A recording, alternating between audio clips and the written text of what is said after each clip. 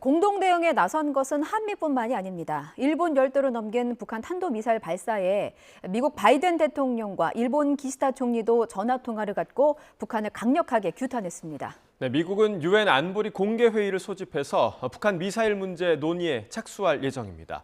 워싱턴 현지 특파원 연결해서 자세한 내용 알아보겠습니다. 권준기 특파원. 네, 워싱턴입니다. 예, 바이든 대통령과 기시다 총리 전화 통화에서 어떤 말들이 오갔습니까? 네, 미일 정상은 이곳 현지 시각으로 오늘 오전, 또 한국 시간으로는 어젯밤에 전화 통화를 했습니다. 북한이 미사일을 발사한 지 얼마 안 된 시점입니다. 백악관은 보도자료를 통해 두 정상이 북한 미사일 시험을 가장 강력한 표현으로 규탄했다고 밝혔습니다. 일본 국민에게 위험이 되고 또 영내 불안정을 초래해 명백한 유엔 안보리 위반이라는 겁니다. 백악관 대변인의 브리핑 내용 직접 들어오시죠. This morning, President Biden spoke with Prime Minister Kishida of Japan, where he reinforced our ironclad commitment to Japan's defense. 북한 미사일 발사를 놓고 미일 정상이 전화 통화를 한 건 이례적인 일입니다. 그만큼 이번 사안을 미일 두 나라가 심각하게 인식하고 있다는 걸 보여주는 것으로 파악됩니다. 미국의 대응도 그만큼 빨랐습니다. 어제 미사일 발사 3시간 만에 백악관 제이크 설리번 안보보좌관은 성명을 발표해 위험하고 무모한 결정이라고 비판했습니다. 또 미국의 안보, 외교, 국방수장은 각각 한일 카운터파트와 전화 통화를 하고 대응책을 논의했습니다.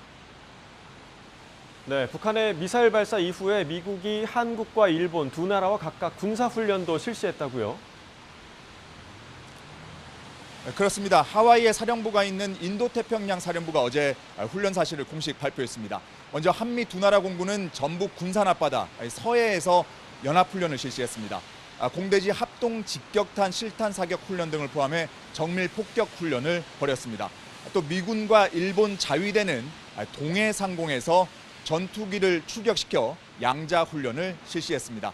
미국 국방부 대변인의 브리핑 내용입니다. These engagements were taken to showcase combined deterrent and dynamic strike capabilities while demonstrating the interoperability our nations share. 한 가지 눈에 띄는 대목은 이번 북한 미사일을 놓고 우리 군은 중거리, 또 미군은 장거리라고 표현한 점입니다. 이번 미사일은 사거리가 4,500km로 한미 두 나라 모두 기준상으로는 중거리가 맞습니다. 하지만 미국은 아직 이번 미사일의 세부 재원에 대한 분석이 끝나지 않은 상황에서 확정적인 판단을 유보해 우리와 이 표현을 달리한 것으로 보입니다. 예, 백악관의 브리핑을 들어보면 이번 미사일 도발이 유엔 안보리 결의 위반이다 이렇게 강조하더라고요. 안보리 회의가 소집이 되겠습니까? 네, 먼저 미국에서 움직임에 나섰습니다. 안보리 회의 소집을 요구했는데요.